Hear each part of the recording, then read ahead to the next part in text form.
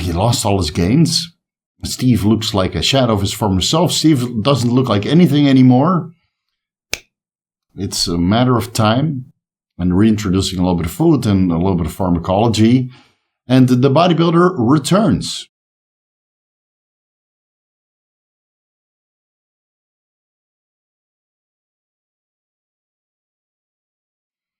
Vigorous Steve here. Let's discuss the extreme 5.5-day fasting mimicking diet fat loss protocol that I did last week. I've got the before and after blood work results, and I've also got the before and after progress pictures, which surprisingly look very similar. When I was walking past the mirror and doing my daily check-ins to see how my fat loss journey was going last week, I was very, very happy and checking my body fat levels, with the lower back pinch to see if it was going from this and this and this and this on lower and lower and lower, and that was all going well. Then I took my pictures and I made a side-by-side comparison, only to find out that the pictures look very, very similar. So we'll discuss that a little bit later in this video. Before we get into it, please like the video, leave a comment for the algorithm, and consider subscribing if you haven't already. Let me give you guys a brief rundown of the fat loss protocol that I incorporated, consisting of a wide variety of performance-enhancing drugs. That's why it was an extreme fat loss protocol, right? I wanted to see how much fat loss I could induce in a 5.5 days that I wasn't eating, being in an overtrained state, which is now completely resolved. So let me give you guys a brief rundown. I'll put it on the screen here on the side so you guys can follow along. 1.2 milligrams liraglutide upon waking to suppress my appetite. 50 milligrams modafinil upon waking to suppress my appetite and keep me cognitive. 100 milligrams 5-HTP before bed to help increase serotonin concentrations and suppress appetite a little bit that way. Then every 4 hours, I administered the following 4 times per day at 8 o'clock, 12 o'clock in the afternoon, 4 o'clock in the afternoon, and 8 o'clock in the evening. 750 milligrams L-carnitine L-tartrate in oral form. 3 milligrams Rowolsine, 20 micrograms clenbuterol, 10 milligrams GW1516, 10 milligrams SR9009, 50 milligrams 5-amino-1-MQ, and 250 micrograms HGH frag subcutaneously. Now, that's pretty much every vector to induce fat loss in a severely caloric depleting state. I've been doing a fasting mimicking diet, so the only thing I would consume was vegetables 3 times per day in between the servings of these fat burners. And I would take some multivitamins and some minerals just to make sure that my micronutrient intake was still sufficient last week in the absence of dietary protein, carb, and fat sources. The salad was mostly there to get some fiber in and not have to resort to psyllium husk fiber or inulin fiber, for example. And to keep my mind off being hungry and not being allowed to eat, right? Allowing me to detoxify a little bit better with this additional fiber in my, fasting mimicking diet. Now, I was getting a decent amount of electrolytes from this salad, so I was having some pickles for sodium intake, and of course, the salads contain a decent amount of potassium, so I did not supplement any additional sodium or potassium or calcium into this week. I did supplement with magnesium, 200 milligrams, 4 times per day. Again, I wanted to optimize every fat loss vector I could, besides blocking the glucocorticoid receptors with something like halotestin, for example, or using a metabolic uncoupler like DNP. Right? The fat loss protocol was already pretty extensive. And before we get into the progress pictures, let me briefly answer a couple of frequently asked questions that I saw come along in the comment section of the previous fasting video. Some people asked me if I was going to do cardio last weekend while following this extreme 5.5-day fasting mimicking diet fat loss protocol. The answer is no. I wanted to take a week off from doing cardio or training just to let my body relax a little bit, right? I basically sat on my butt for 5.5 days, catching up on work. So I didn't really do any real activity during this time. Now, normally I would do cardio upon waking, 30 minutes, just to help with a little bit of fat loss, additional fat loss on top of the fat loss that I would get from this, a pretty extensive fat loss protocol and reducing caloric intake to, basically nothing, right? 400, 500 calories from vegetables and over-the-counter supplements is not that substantial. So normally I would do cardio, but I wanted to take a week off from cardio and training because I felt a little bit tired, to be honest. And I haven't taken a week off from fasted cardio in, well, months, probably. I mean, I might have skipped a day or two here and there, but I haven't taken a full week off from fasted cardio in months now. A couple of people asked me if I was going to use salad dressing last week while doing the fasting mimicking diet, eating salads only.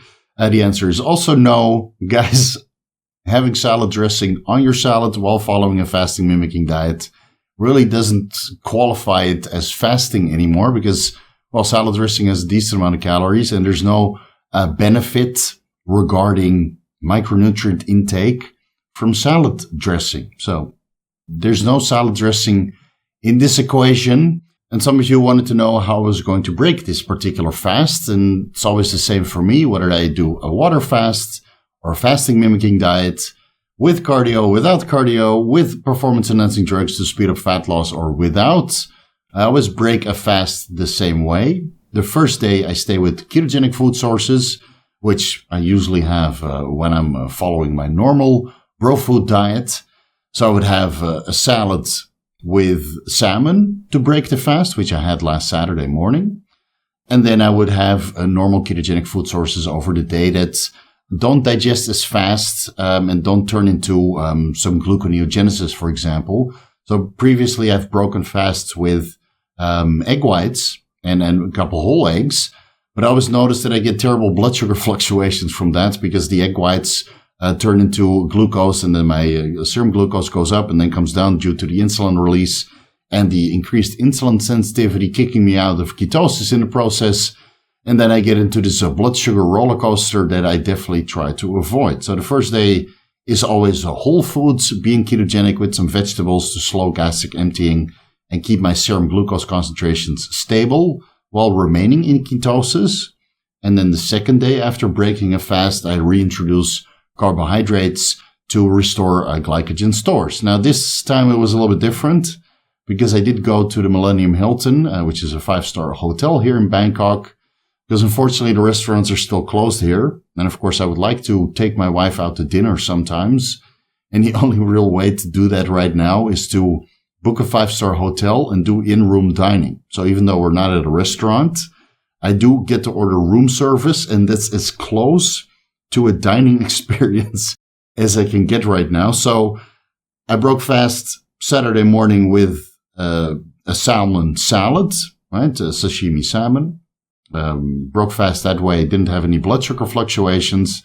And then when we came to the hotel, I had a steak and some mashed potatoes. So, of course, the mashed potatoes isn't really ketogenic approved, but by that time, my body already started utilizing some of the nutrients, and I didn't get into a terrible roller coaster regarding my blood sugar levels, which did start to occur a little bit later in the day because, well, while you're there, a little bit of room service involves some tiramisu and some other nicer food. So I broke fast a little bit controversially, but hey, sometimes, you have to break your own rules. I would say the fast from a fat loss perspective was successful, even though the before and after pictures are not that dramatic when you compare them.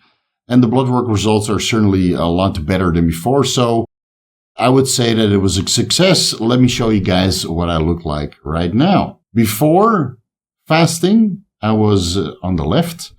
I was 98.5 kilos, and after the fast, I was 96.2 kilos. Now, from the front, I look pretty much identical. I would say a little bit more defined. I know it's stretching it. I did not lose any muscular fullness, which is very, very good to see. But let's be fair, I was on extensive fat loss protocol with a ton of different performance-enhancing drugs to stimulate fat loss, even though you can't really see a difference in the pictures. Yeah, I'm a little bit embarrassed, guys, but I should be taking these pictures, these progress pictures, with the camera that I use to record videos here on YouTube. And then every time I want to take pictures, I get a little bit frustrated with operating the camera, so I resort to my mobile phone, which has an application called Open Camera. You can download that on the Android store. And then I simply set the timer at 1 second intervals. I use that with all of my clients.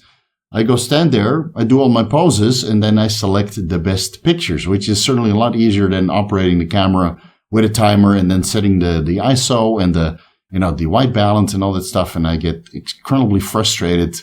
And then after 10 minutes of tankering, I resort back to the mobile phone and just go with the automatic settings. So I'll try to do better the next round of fasting. So we can see a clear difference in the before and after pictures. So from the front double bicep, I would say that my vacuum is a little bit deeper and I see a little bit more definition in the quads.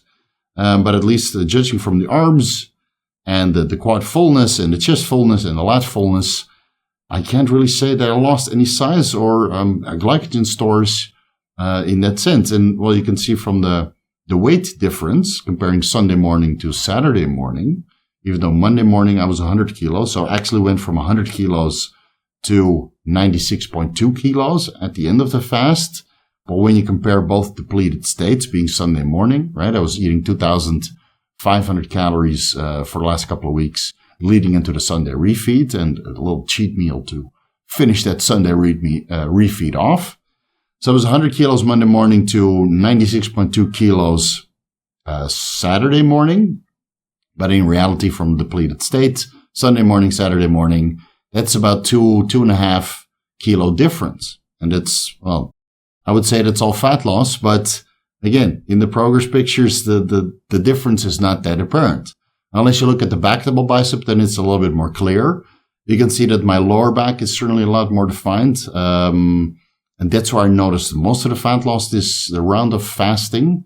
Part of that is coming from the roll sign, obviously. And I would say that the 5-amino 1-MQ helps to block the NNMT enzymes to help with additional fat loss and fat metabolism within the adipose tissue itself. I see a little bit more definition on my triceps, on my shoulders, on my back overall. My hamstrings and calves and quads look pretty much the same. Again, when I walk past the mirror, the difference was certainly a lot more noticeable than in these pictures. So hopefully in the next round of fasting, I'll have some better pictures for you guys. And then, well, hopefully you can see a clear difference, but that will be without all the fat burners that I took this round of fasting. I would like to show you guys some before and after pictures regarding the 6-week cycle update. These are the pictures, a lot more apparent, from from 6.5 weeks ago, I believe. Before I started the cycle, I was 92.3 kilos, looking decent, I would say. I maintained a decent amount of mass considering everything that I had to go through to resolve the non-alcoholic fatty liver disease and crushing my testosterone levels to, at periods was like 375 nanograms per deciliter, but I was able to raise it to 600 something nanograms per deciliter. I believe in this picture, my total testosterone was around 600 nanograms per deciliter.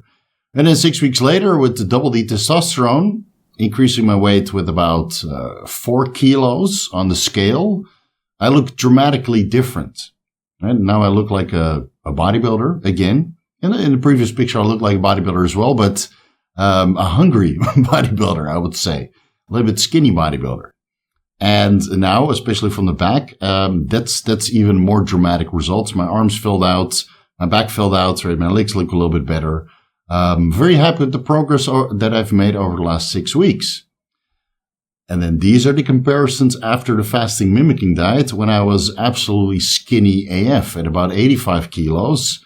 Doing a fasting mimicking diet for 6 weeks in duration with the weekend refeed. So that's more than a 10 kilo change.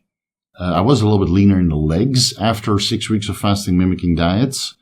But I think that's also a little bit of water retention that is now coming along with the testosterone and having my estradiol levels a little bit higher. And of course, not being tremendously depleted as I was back then. So back then, I really looked skinny AF, and now I look a little bit better, I would say. And from the back, it's even more apparent. Well, you guys see the progress and the difference over the last couple of months. So for the guys that remember some of the comments that were being made months ago when I was that skinny, he lost all his gains. Steve looks like a shadow of his former self. Steve doesn't look like anything anymore. It's a matter of time and reintroducing a little bit of food and a little bit of pharmacology. And the bodybuilder returns. So let's get into the before and after blood work results of this fasting mimicking diet. and discuss all the changes which occurred internally, which are certainly more impressive to look at than these before and after pictures where, well, I dropped 2.3 kilos on the scale, but I would say that the pictures are almost the same, even though I did feel that the fat was melting off, but unfortunately it doesn't really translate that well to these progress pictures. Let's start with the complete blood counts. White blood cell count increased from 4,740 to 5,120 cells per cubic millimeter, which is about an 8% increase. Hemoglobin increased from 15.2 to 15.8 grams per deciliter, which is about 4% increase. Probably because my red blood cell and hematocrit went down. So as the red blood cells are metabolized, the content spills into the bloodstream. Part of that is the hemoglobin. Red blood cell count goes down and hemoglobin goes up. Hematocrits went down from 47 to 45%, which is a 4% reduction. Red blood cell count went down from 4.85 to 4.68 million cells per cubic millimeter, which is a reduction with about 3.5%. Mean corpulus volume, mean corpulus hemoglobin, and mean corpulus hemoglobin concentration all went up a little bit, but still within normal parameters. And I think these changed mostly because the hemoglobin, hematocrit, and the red blood cell count changed. Again, the MCV, the MCH, the MCHC are calculated values based on the hemoglobin, hematocrit, and red blood cell count. And I think over the period of the next 6, 7, 8 weeks, when I do blood work again, you'll see that these MCV, MCH, and MCHC concentrations probably restored to very similar numbers as the previous blood work from before the fast. Red cell distribution width didn't really change that much, 14.1% to 13.9%, so that's about 1.5% change. And the total platelet count didn't really change much either. It went from 254,000 to 248,000 cells per cubic millimeter, which is a reduction of about 2.3%. And the white blood cell differential trade's pretty comparable to last week as well. So regarding the complete blood count, you see that the fasting with a decent amount of fat burners in place reduced my hematocrit with about 2%. I'm sure over time that will slowly come back up since I'm on anabolic androgenic steroids, being testosterone and primobolan, which both are known to increase hematocrit levels over time. Again, my dosing is pretty conservative, but still, I expect the hematocrit to come up over the next couple of weeks. And then at one point, I will reintroduce another round of fasting to bring the hematocrit back down again. I'm not worried about this marginal increase in hemoglobin, and I'm not worried about the changes in MCV, MCH, MCHC levels, which are calculated values based on the hemoglobin, hematocrit, and red blood cell count. Let's move over to the blood chemistry. You see that my fasting glucose concentrations came down a little bit and are now below the reference range, albeit slightly. I didn't notice any hypoglycemia this round of fasting. I know that I'm using liraglutide, which is a glucagon-like peptide 1 receptor agonist, which stimulates insulin release, which could potentially lower glucose concentrations in the bloodstream. But I'm also using clenbuterol and other lipolytic agents which promote fat loss, which then the glycerol backbone, which is present in adipose tissue, which holds the triglycerides together in the fat cell, is released and then converted into glucose through gluconeogenesis in the liver. So you have something that brings blood sugar down potentially. And of course, fasting from carb sources brings your blood glucose levels down quite a bit also. But I also have something that raises blood glucose concentrations, whether that's the HGH frag or the clenbuterol or the Rewulsi, right? So a lot of stuff that's going on regarding your blood glucose levels, and in most cases, your body's pretty efficient in regulating your blood glucose levels. So I did not experience any hypoglycemia at any point in time during this fast. Besides that, well, the fasting glucose levels are slightly below the reference range, but nothing alarming. Blood urea nitrogen reduced a lot, 41% from 18.2 to 10.7 milligrams per deciliter. I've had the blood urea nitrogen as low as 6 point something milligrams per deciliter, but that was after 2 weeks of fasting. Now, blood urea nitrogen is usually elevated in bodybuilders when they eat a ton of protein. But when you don't eat protein, the BUN tends to go down quite rapidly and quite steep, often below the reference range. Again, it's a metabolic waste product of protein consumption. And when you don't eat any protein, blood urea nitrogen tends to go down, sometimes even below the reference range. But for me, that usually takes multiple days of fasting, longer than 5.5 days. Creatinine didn't really change that much, down with about 5.5% from 1.25 to 1.18 milligrams per deciliter. So that's right. Protein metabolism is still occurring. Creatinine is a waste product of protein metabolism occurring in skeletal muscle.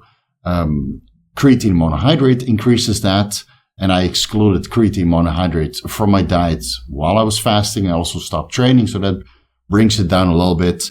But I usually notice that the creatinine really starts to come down after about 2 weeks of fasting, or doing a fasting-mimicking diet, right, for 6 weeks, where my creatinine ended up at 0.96 milligrams per deciliter, if I remember correctly. Uric acid went up for the first time while fasting. Normally, my uric acid would either come down or stay pretty much the same. And I think that's because I was always using exogenous growth hormone. I can't find any scientific evidence that a growth hormone is able to prevent uric acid from rising while fasting. But since I did not include exogenous growth hormone this time, I saw my uric acid change. And that's basically the only pinpoint I could think about regarding the previous fast that I've done with either GW1516 or SR9009 or clenbuterol in place. This is the first fast that I've done with 5-amino-1-MQ, but I cannot find any scientific evidence that 5-amino-1-MQ is able to increase uric acid concentrations as well. So I would say it's from the growth hormone preventing uric acid from increasing on the previous fasts, but I will have to do a little bit more research and do more comparative blood work on consecutive fasts that will occur in the future. So let's say the uric acid increases on the next fast that I'm doing without any fat burners in place, then it's probably the growth hormone that was able to suppress that on previous fasts. And otherwise, I'll have to do a little bit more digging to see what the root cause is. So the uric acid went up from 4.1 to 6.4 milligrams per deciliter. That's an increase of 56%. So BUN goes down with 41% and uric acid goes up with 56%. Not out of the reference range, but I've seen blood work of people that did fasts with cardio, without fat burners, and the uric acid almost doubles to out of the reference range. So let's say from 5 milligrams per deciliter to 10 milligrams per deciliter. And that's why a lot of people that do frequent fasts incorporate allopurinol, which helps with the excretion of uric acid through the kidneys. Creatine phosphate kinase came down from 1,205 units per liter to 682, which is about 43% reduction. Now, I've seen that come down even more, sometimes even 55 to 60%. But again, clenbuterol was used, and clenbuterol is known to increase creatine phosphate kinase concentrations because it keeps your heart rate elevated. And even though my heart rate came up with about 10-15 points while resting, so it came from about 45 beats per minute at rest to about 60-65 beats per minute, depending on what I was doing. And that ultimately increases creatine phosphate kinase concentrations. Now, excluding cardio and excluding training, still brought my CPK levels down overall, but I feel that they could have come down a little bit more if I were to exclude the clenbuterol, which again, I will do that next time, and you guys can see that the CPK comes down quite substantially. Let's move over to the lipids. Not too many changes. Keep in mind that I added in the raloxifene at 60 milligrams per day, 30 milligrams in the morning, and 30 milligrams in the evening. I was still running 10 milligrams ezetimibe, and no dietary cholesterol intake for 5.5 days in between the blood work results. Cholesterol went down, total cholesterol went down from 135 to 121 milligrams per deciliter, a reduction of about 10.5%. Triglycerides went up from 35 to 58 milligrams per deciliter, an increase of 65%. And that's probably because all of these lipolytic agents which are in place last week basically create a one-way street from your adipose tissue into the mitochondria with everything that I tried to optimize last week. So you're getting a lot of dumping of triglycerides coming from body fat stores into the bloodstream. And even though you convert a little bit of the glycerol back to into glucose, insulin sensitivity is increased. There's still always a little bit of basal insulin secretion present even when you don't eat any food. And I was still eating a little bit of food in the form of salads without salad dressing. Keep that in mind. I know you guys kept asking that in the comment section. So blood glucose went down a little bit, but triglycerides went up. Now, I'm not alarmed with a triglyceride of 58 milligrams per deciliter. That's pretty much the highest I've seen it, unless I would do an exogenous growth hormone administration, in which case the triglyceride might come up to 80 or 100 milligrams per deciliter, which is still within range. And again, blood work is just a moment in time. I'm sure my triglycerides right now are already down to 35 or 40 milligrams per deciliter, reintroducing the fasted cardio on a daily basis. HDL from 44 to 42 milligrams per deciliter, a reduction of about 4.5%. And LDL came down from 88 to 76 milligrams per deciliter, a reduction of 13.5%, 13.6%. Again, raloxifene is in place. I would expect that to increase HDL and lower cholesterol levels. Ezetimibe is in place, which also lowers total cholesterol and LDL concentrations.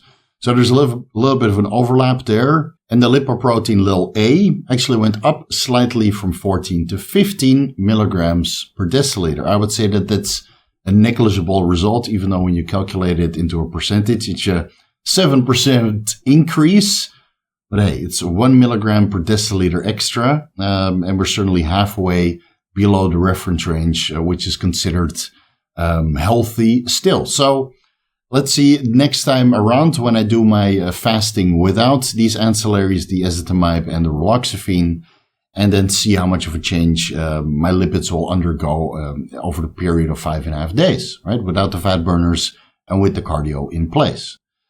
Also check my thyroid markers again to see how much of a change my thyroid function would undergo in these 5.5 days of fasting. Now, previously, I would incorporate again the exogenous growth hormone spaced 1.2 IU injections 4 times per day with 100 micrograms T4 in place. And in those cases, my free T3 levels would actually go up because I would dose growth hormone multiple times per day, which helps in the conversion of T4 into T3. But in this case, my thyroid markers actually worsened a little bit, which I'm not surprised, right? No food intake. So again, I hope to restore my thyroid function to a little bit better concentrations going forward. And again, the ACG is in place this week. That's why I checked my thyroid function before I introduced the ACG, because I wanted to see how much my thyroid function would change over the period of 6 to 8 weeks that I incorporated the ACG, which is known to act on the thyroid gland as well. Now, over the course of a week, excluding food from my diet, my free T3 went down from 2.53 to 2.04 picograms per milliliter, which is a reduction of almost 20%. My free T4 went up from 0.98 to 1.12 nanograms per deciliter. And that's probably because my thyroid stimulating hormone went up also to 1.92 to 2.18 micro IUs per milliliter. So TSH went up. And of course, ACG is in the picture now. So both are stimulating T4 production, as you can see from this blood work, with a 14% increase in free T4 concentrations. But because of the lack of food intake, resulting in a little bit less conversion through the deiodinase enzymes, which convert T4 into T3 with 1 iodine atom less. And last but not least, let's compare the liver markers, which didn't really change that much. Total and direct bilirubin went up slightly, probably because red blood cell destruction, resulting in an increase in hemoglobin, resulting in an increase of bilirubin, which is a metabolic byproduct of hemoglobin metabolism in the liver. Again, I'm not really concerned about marginal increases in total and direct bilirubin. but it is notable. And all the other liver markers are pretty comparable to last week. But the liver enzymes, the AST and the ALT, did come down quite a bit. AST aminotransferases went down from 45 to 26 units per liter, which is a reduction of about 42%. Quite a dramatic reduction, but keep in mind that these AST enzymes are also present in skeletal muscle. And when you stop training for a week, these liver enzymes come down quite significantly, as you'll see, 42% reduction. And the ALT went down from 40 to 30 units per liter, which is a less reduction, 25%. But, well, let's be honest, I did introduce a decent amount of additional performance-enhancing drugs, which most of them are going through the liver, right? It's the clenbuterol, the ribosine, the 5-amino-1-MQ, the GW1516, the SR9009, all oral fat burners which are passing through the liver. So I think that the ALT enzymes that came from skeletal muscle are metabolized, reducing the overall amount of ALT enzymes in the bloodstream. But it wouldn't surprise me if they came back up through metabolism of all the fat burners that I added into the protocol last week, not reducing the overall ALT enzyme concentrations in the bloodstream as much as the AST. Because when I compare this to previous fasts, without a ton of additional fat burners in place, usually the liver markers, right, the aminotransferases come down with about 45 to 50, sometimes even 55%. So the AST came down 42%, but the LT only came down with 25%. Let's see on the next fast what happens without these fat burners in place.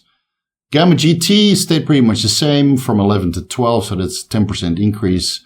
I would say that's negligible, same as the lipoprotein little a increase. High sensitivity C-reactive protein, nice reduction with 40% from 0.5 to 0.3 milligrams per liter. So that's a very good change. Again, training can increase C-reactive protein levels a little bit. Synthetic carrier oils, obviously, environmental pollutants, right? The problem is with all these liver markers, they're very non-specific. There's no, like alkaline phosphatase, for example, has a bone-specific alkaline phosphatase. So when you break a leg, you see that your alkaline phosphatase levels are sky high, right? Because that's coming from the bones specifically. But there's no bone-specific AST or ALT marker. The same as that for C-reactive protein. Is there synthetic carrier oil specific C-reactive protein marker? No, unfortunately not. So most of these liver markers are just an indication that something is going on. And then through a little bit of additional analysis, you have to pinpoint if one of these markers are off. You have to pinpoint what is really going on. So if your liver enzymes are elevated, is that because you just did a 400 kilo deadlift the day before? For example, you can deduct that from your CPK being elevated as well. And when your CPK is not elevated and your liver markers are sky high, well, then it's probably not training. It's probably something that you're taking, right? So all these things you have to consider when you're analyzing your blood work. And based on this, well, I did have a little bit of fat burners in place, but I had no training in place. And that's how determines how we have to analyze this blood work and see why particular markers are increased or reduced or not reduced as much as you expected it to be. Ferritin went up from 220 to 237 nanograms per milliliter, which is an increase of about 8%. And that's probably because red blood cells are destroyed, hemoglobin is metabolized, iron increased, which I should have checked my serum iron before and after. I will do that the next fast. Previous fast I've done, checked my serum iron, my ferritin levels both went up. And that's because the iron, which is contained within the hemoglobin, is recycled into ferritin for storage for a later use when additional red blood cells are being produced, which, well, let's be honest, I'm sure additional red blood cells are going to be produced from the fact that I'm on exogenous testosterone and a supplemental dose of primobolan on top.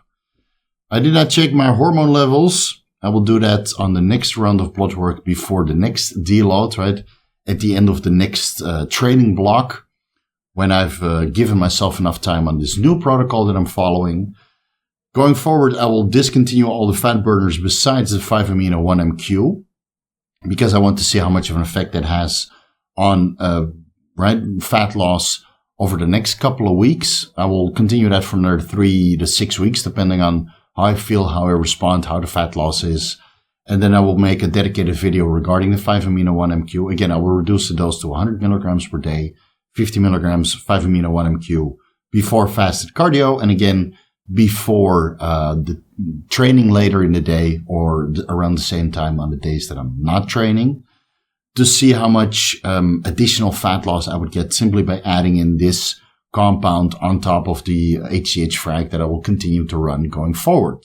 So no more clenbuterol, no more SR9009, no more GW1516, no more ribosine. I'm pretty happy with the amount of fat that's present on my lower back right now. I don't need to accelerate fat loss specifically from this stubborn body fat area. And, well, again, I'm following a ketogenic diet, which makes it pretty easy to lose stubborn body fat from the lower back. My main fat areas going forward are now on the quads, which hopefully the roloxifene will help to speed up fat loss from this area, because fat on the quads has to do a little bit with estradiol concentrations, which, of course, the roloxifene, being a selective estrogen receptor modulator, will block going forward for the next couple of weeks that I'm trying to somehow shrink the gynecomastia, which I don't think is going to happen. But hey, experiments for the sake of the community, right?